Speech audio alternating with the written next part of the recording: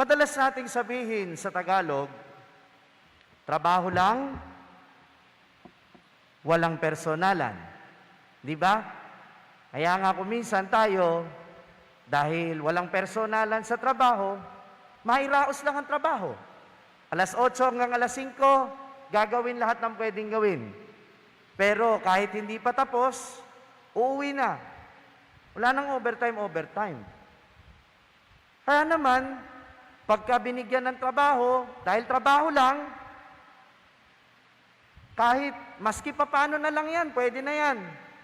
Kahit hindi masyadong maganda, kahit hindi masyadong maayos, basta nagawa yung trabaho, gay na yan. Halimbawa, sabi sa'yo, gumising ka ng maaga. Gumising ka ng maaga, sumunod ka, pero wala nang ligpit-ligpit ng higaan. Sabi lang naman, gumising ng maaga eh. Tama? Sabi, mag-aral ng mabuti, okay na yung pumasa. Hindi na kailangan mataas ng grade. Bakit? Trabaho lang, walang personalan. Hindi pinepersonal, in short, hindi isinasaloob. Minamahal ko mga kapatid, ngayong kapistahan ng Santissima Trinidad, ang ipinapaalala sa atin, kung sa tao, trabaho lang, walang personalan, sa Diyos, anumang trabaho, anumang gawin niya, ay personal sa Kanya. Everything that God does is personal to Him. And that is why, in the Catholic Church, as a Christian, we believe that God is personal. Kaya nga, ang tawag natin sa Diyos, Santissima Trinidad, 3 persona, isang Diyos. Sabihin nga natin, persona. Sabihin natin, wala naman po sa Biblia yan. Wala naman yung salitang Santissima Trinidad. Wala naman po sinabing 3 persona, iisang Diyos. Totoong walang sinabing persona, walang sinabing Santissima Trinidad. Pero itong mga salitang ito, na hinihiram natin upang isalarawan kung sino ang Diyos at ano ang naging gampanin niya sa buhay natin, itong mga salitang ito ang hinihiram natin o ginagamit natin upang ipaalala sa ating mga sarili sino ang Diyos sa ating buhay. These terms does not define God, but nevertheless, they describe who is God in our lives. Nakikinig pa kayo? Gets ninyo? Kaya huwag kayong makikipagtalo kapag sinabing, wala naman yung Santissima Trinidad sa Biblia. Wala naman yung 3 persona, isang Diyos na yan sa Biblia. Sabihin nyo lang, pagka ginaganon kayo, sino bang nagsabing nandun? Wala naman talaga. Pero, sinabi ni Jesus sa Ebanghelyo ngayon, sabihin ninyo, Mateo 28. Ulitin nyo, Mateo 28. Nasusulat. Binyagan nyo sila sa ngalan ng Ama at ng Anak at ng Espiritu Santo. Kaya kapag may nandidiri sa inyo, kapag nagsasign of the cross kayo sa ngalan ng Ama at Anak at Espiritu Santo, sabihin nyo sa kanila, basahin mo, Mateo 28. Sapagkat doon nakalagay ang pangalan ng Diyos. Paano ipinakilala ni Jesus ang Diyos sa atin? Bilang Ama, Anak, at Espiritu Santo. At ipinakilala ni Jesus sa atin ang Diyos, hindi lamang sa pamamagitan ng pagpangalan sa kanila. Ipinakilala sa atin ni Jesus ang Panginoon bilang Ama. Narinig natin sa ikalawang pagbasa ngayon na sa pamamagitan ng Espiritu Santo, tayo ay hindi alipin, kundi nagiging anak ng Ama. Dati, ang itinuturing lang na anak ay yung mga Israelita o yung bayang pinili ng Diyos. Subalit nung tayo'y binyagan, tayo, kaisa ni Jesus, ay naging anak na rin ng Ama. Kaya mayroon tayong Ama sa langit. At ipinapaalala sa atin ng unang pagbasa na ang Ama nating ito ay kumilos sa buhay ng mga Israelita noong unang panahon. Iniligtas sila mula sa pagkaalipin sa Ehipto. Sa mga pakikipaglaban, ipinagtanggol sila ng Panginoon. Look at how God is personal to them. Look how God has been a father to His people.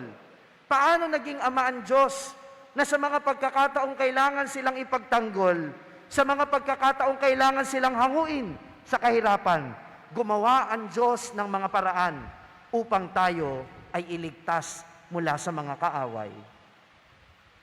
Kaya naman, kung naniniwala tayong siya'y ating ama, at kung tayo ay ipinagtanggol ng Diyos, o ang mga Israelita ay ipinagtanggol ng Diyos noon sa kanilang mga laban, hindi kalabisang maniwala tayo na sa laban nating ito, laban sa virus ng COVID-19, ipapanalo din tayo ng ating Diyos Ama. Amen? Pumalakpak ang naniniwalang tayo'y mananalo sa laban na ito. Because we have a Father who cares for us.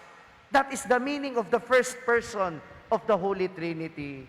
Isang Ama na hindi tayo pababayaan sa laban.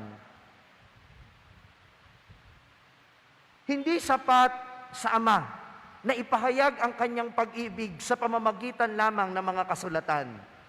Bagamat ibinigay niya ang kanyang utos, mas ipinadama niya ang kanyang pagmamahal sa atin nung isugo niya ang kanyang bugtong na anak, nung ang Diyos ay nagkatawang tao, at ang pangalan ng Diyos natin na nagkatawang tao ay si...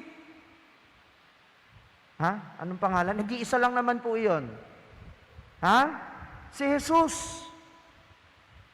At si Jesus ang naging pinakamalinaw na pagsasalarawan sa atin ng kung ano ang pag-ibig ng Diyos. Uulitin ko, kapag ang Diyos ay may ginawa, ito ay personal. Ibig sabihin, ito ay pagpapahayag ng kanyang pagnanais na tayo'y makaugnay. Di ba? Kaya nung sinugo niya yung kanyang bugtong na anak, dito naging malinaw kung anong ugnayan ang nais ng Diyos sa atin. Sa pamamagitan ni Jesus, naramdaman natin na ang pagmamahal pala ng Diyos ay hindi malayo. Ang pag-ibig ng Diyos yumayakap sa makasalanan. Ang pag-ibig ng Diyos humihipo sa may sakit. Ang pag-ibig ng Diyos namamatay alang-alang sa kanyang mga minamahal, handang magsakripisyo. Lahat ng ito ginawang malinaw ng Diyos sa katauhan ng ating Panginoong Jesus. Kaya lahat ng ginawa ni Jesus, kung paanong lahat ng ginawa ng Ama noong una, ay para maramdaman ng tao kung gaano tayo minamahal ng Diyos. Lahat ng ginawa ni Jesus, His physical interaction with the people, His teachings, healing, forgiveness of sins, lahat ng ito ay nagpapahayag kung gaano pa rin tayo kamahal ng Diyos. Ang iisang Diyos na ang ibig sabihin ay pagmamahal, ipinaranas sa atin ng ikalawang persona na si Jesus. Amen? Lahat ng ginagawa niya ay personal. Naglalayong ipahayag ang kanyang kalooban ng pag-ibig at nag-aanyaya din naman na mahalin natin siya. Kaya ito ang ibig sabihin ng ikatlong persona, ang Espiritu Santo. Sinasabi sa atin sa mabuting balita, binyagan niyo sila sa ngalan ng Ama at ng Anak at ng Espiritu Santo. Gawin ninyong alagad ko ang lahat ng tao. Ibig sabihin, iugnay ninyo ang mga taong malayo sa akin. Ilapit ninyo sa akin, sapagkat yan ang kalooban ng Diyos. Tayo'y maging kaugnay niya. Oo, personal ang Diyos sa atin. Kaya ginawa niya ang lahat para maramdaman nating tayo'y minamahal. Pero ang tanong, tayo ba ay personal sa Kanya? Ang Espiritu Santo ay ibinigay niya sa atin noong Pentecostes, at yun yung pinagdiwang natin noong karang linggo, upang nang sa gayon palagi tayong anyayahan na maging bahagi ng buhay ng Santissima Trinidad o ng tatlong persona. Ibinahagi ng tatlong persona o ng Diyos ang kanyang buhay sa atin upang tayo ay maging bahagi ng buhay niya. Gets niyo yan? Ulitin ko ha.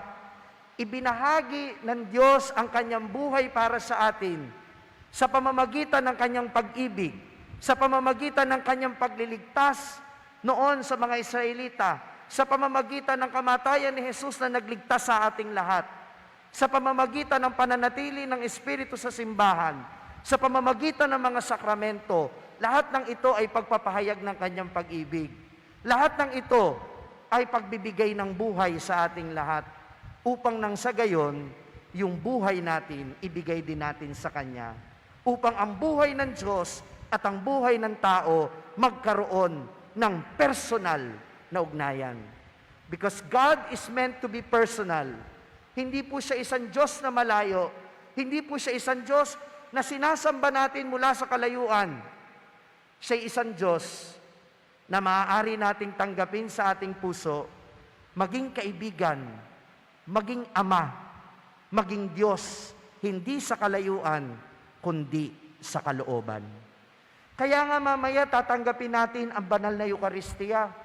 Si Jesus na nagkatawang tao, niloob niya na niloob niya na maging pagkain natin at inumin sa anyo ng tinapay at alak na ating tatanggapin. Bakit?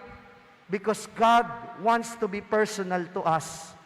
Kaya tayo mga Katoliko, maipagmamalaki natin yan, na hanggang ngayon naniniwala tayong personal ang ugnayan ni Jesus sa atin sa pamamagitan ng Eucharistia. But sometimes, it is unfortunate and it is very sad that we Catholics fail to be personal to Jesus. Okay na yung magsimba na lang online. Yung iba dyan, sasabihin sa asawa, sasabihin sa anak, isimba mo na lang ako. Ayan, proxy. Pwede ba yon? Hindi makasimba ng personal yan, pero nakakapag-mall yan, walang oras magsimba yan, nakakapag-cellphone yan. God, in many events of our lives, has been very personal to us. Pero tayo, personal ba tayo sa Diyos? Pinepersonal ba natin ang ugnayan natin sa Kanya? O parang trabaho lang, walang personalan? Ang ating pagsisimba, ang ating pananalangin, ang ating pakikipag-ugnayan sa Diyos, ang paggawa natin ng mabuti, huwag sanang maging trabaho lang, nawa ito'y maging personal. Kaya nga sa lahat ng gagawin natin, I encourage you to make the sign of the cross. Huwag kayong mahihiya sa harap ng ibang tao because it is an expression that everything that you do is connected to God. Everything that you do is being offered to God. Na sa lahat ng gagawin ninyo, hangad ninyong makiisa sa Santissima Trinidad. Hangad ninyong makaisa ng Diyos. Kung paanong hangad ng Diyos na makaisa tayo sa Kanyang mga ginagawa. Kaya sana sa lahat ng ating ginagawa, hindi lang sa pananalangin, maging gawin natin na gawin ito sa ngalan ng Ama at ng Anak at ng Espiritu Santo. Paano nga natin ipagmamalaki at ipapahayag na tayo'y kaisa? Sabayan ninyo ako sa ngalan ng Ama at ng Anak at ng Espiritu Santo. Amen.